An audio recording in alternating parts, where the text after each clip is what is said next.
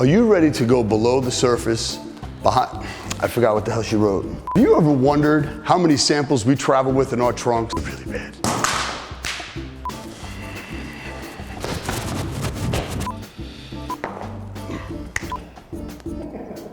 It's just called 10 questions.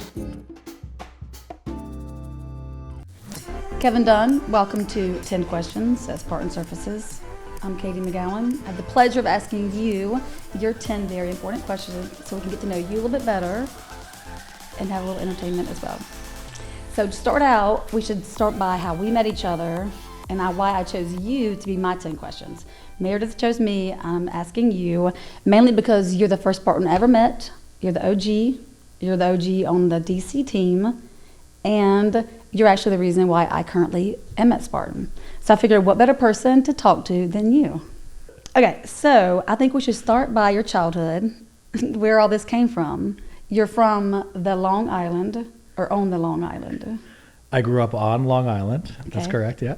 Okay, Yep. Go ahead, give us a little more. You want to hit all the details? Were you in juvenile detention, good kid, bad kid? Well, probably all the above, depending on the day, week, month.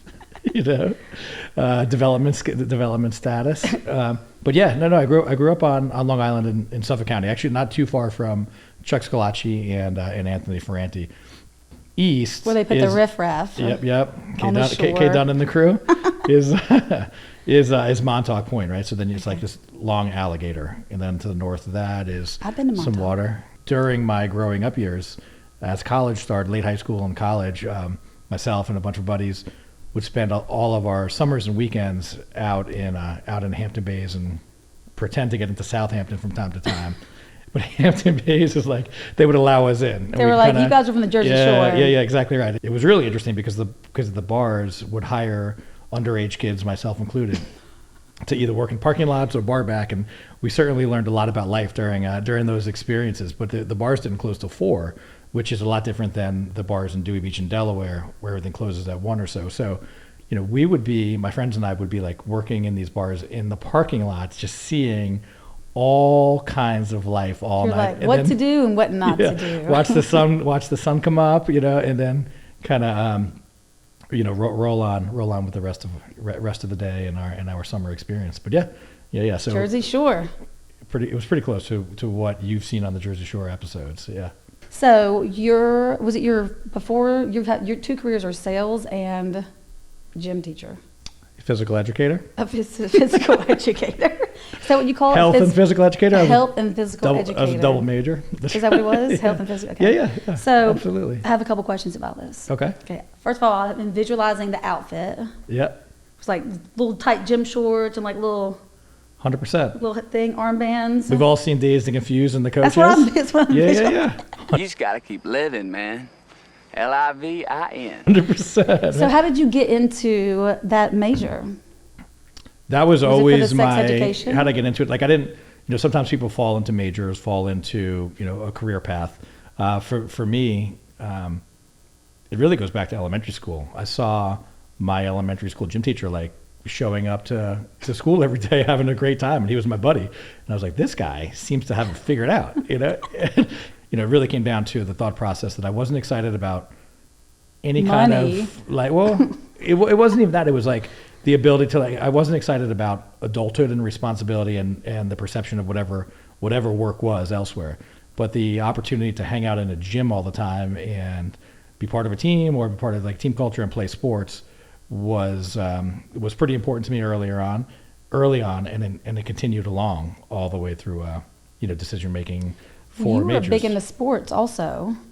Yeah, I don't know that I was bigger than my friends or anybody that I spent time with, but as a group, in the middle of Long Island with, a lot of energy and a bunch of friends and looking for things to do, the default was always sports. So I was kind of, somebody in the middle of the pack there. Deciding that I did want to be a gym teacher, above everything else. I just felt like that was the opportunity to have a great life. That and spend summers lifeguarding. So again, making decisions, probably watching Baywatch as a little kid. Based on enjoyment. Yeah, of course. You're 100%. Summers off? Yeah. Baywatch. And kind of preserving what would be considered like in my view at that time, like eternal youth. So how did you go from that to living your best life, watching Baywatch, talking about the birds and the bees, playing volleyball during the day, to sales? I guess the quick answer is Danny Boyle. Oh. Yeah. We knew each other casually, right? We had met a couple times. We're at a couple different parties together. Some time had passed. I was really seriously looking at just checking out, other avenues to pursue. And and I had no business background. Again, dodgeball, middle school health, right? And I did my best to put together a formal email John and Danny Boyle and say, hey, is there is there any internships possible? But I have summers off. What I would love to do is understand what you do, and if you're interested, I'd love to do that for free. Have an understanding. And those guys are very they're really good. They're really funny, first of all, and they're sarcastic. And I would assume they won't remember this, but I remember the reply to the email, and it was really nice and it was cordial, and it was the first step into misleading exactly what I was getting myself into. You're like, great. Yeah. So that summer I kind of had this little, internship. I was going to go shadow Danny for a little bit. And almost like a cop ride along, right? Police ride along. Danny allowed me to spend the day, kind of hanging out with him. And I did, and I really liked it, and I was impressed, and I thought it was cool. And, Danny's clearly a fun guy to be around, a cool guy, a big personality. And I was like, okay. I'm ready. I don't know if you guys want me, but I want in. if you'll have me, I'd like to participate in this, in this thing. So yeah. And that was it. That was that. Enough about your personal stuff and your serious stuff. This is a question that everyone wants to know. I would like to hear about your experience the first time you went on a business trip with KJ, the owner of the company. The first time we actually went on a let's just maybe trip? say your first day at work, second day at work. Oh, I know where you're going. Yeah. You're talking about the first experience. Your first experience. Yeah. I had been in the DC market for 4 years. I started in the summer of 2005. And now this is the summer of 2009, and I had just started working at Spartan Surfaces, and KJ was spending the day with me, right, as supervisors / I don't know, project managers, do. And what Kevin had, because Kevin always has something going on, he had set up a poker event, or he was involved with a poker event that was also happening in Georgetown. Our last presentation was about 30 minutes long. It was probably 4:30 p.m. And the designer was a good friend of ours. And KJ's like, hey, why don't you come join us for this poker event, right? And it was like dinner and sit down poker and all that stuff, which I'm awful at. I was asking people around. They were true high stakes players in this game, and it was a charity thing, but there was real money to be made. And I'm like the worst guy to be around the table. So we lost really, really quickly. And we went out and at dinner, had drinks and all this stuff. And KJ had rooms at the Ritz-Carlton in Georgetown. And when the day started, my plan was not to stay out. I'm not going to drink. I'm going to keep it together. All the go things home, you want to do to be professional. make that right first impression. On the first day of work, all the things that are necessary to ensure that first paycheck and keeping employment. Right? So I promptly blew all of that in the worst fashion possible. It was a long night, and it was at the Ritz, and KJ's like, hey man, stay at my house, just stay in my room. I'll be up in a couple minutes. And I was like, cool, thanks, that's awesome. So when he got into the room, what he found was me like a starfish across this Ritz-Carlton, awesome bed / whatever, all the cool things that cool hotels have. And he made every effort, to his credit, to wake me up, which I refused to do or did not do. So I woke up the next morning.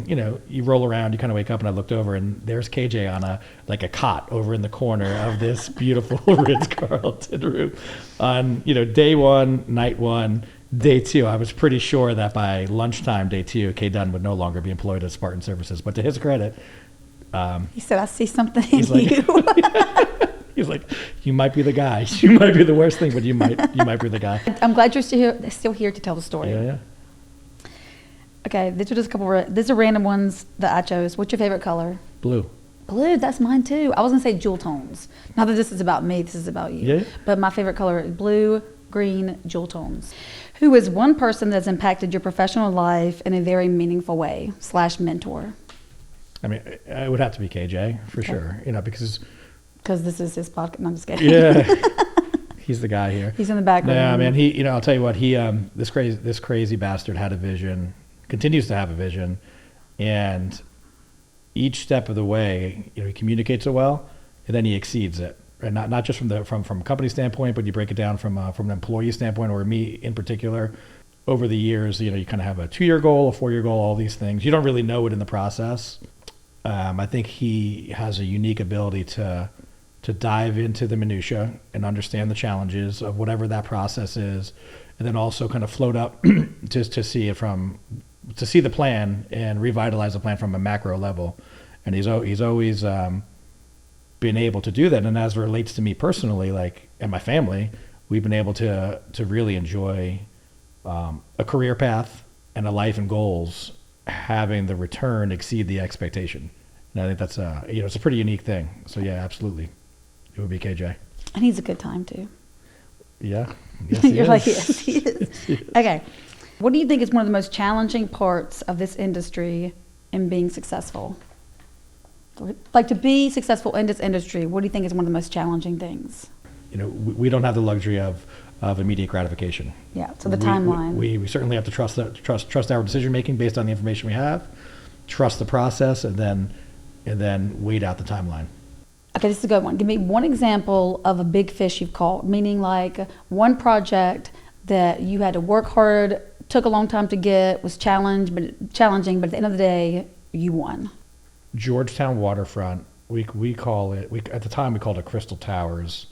This was awesome because it was a combination of a multifamily project that had several towers, 2 towers that were rentals, one tower, the third tower was a condominium. So it was a combination of product, vinyl products for the rentals, and then it was also engineered wood for the condo portion of the project. And it was probably a 4-year experience, and it was probably the best example of a testament to collaboration to get something done. It was awesome because it was collaboration and communication over a 3-year period, and ultimately, trust made that project as successful as it was. That's awesome. Yeah. Congratulations. Thanks, dude. Okay, one more easy one. Favorite food? Pizza. Oh my God, I'll say it's anything, but I only eat the toppings off the top. Low carb. I'll go, it's funny you say that. You can have my crust. I'm all about extra crispy. The order's extra crispy cheese, and then once in a while pepperoni, if it's crispy properly. Yeah. Okay. Yeah. Okay, high five. Good stuff. Love you, done. You too, Katie. Yeah. Now, let's talk about that negotiated business shit. Some A&D specs. Let's talk about it. What's the difference, girl?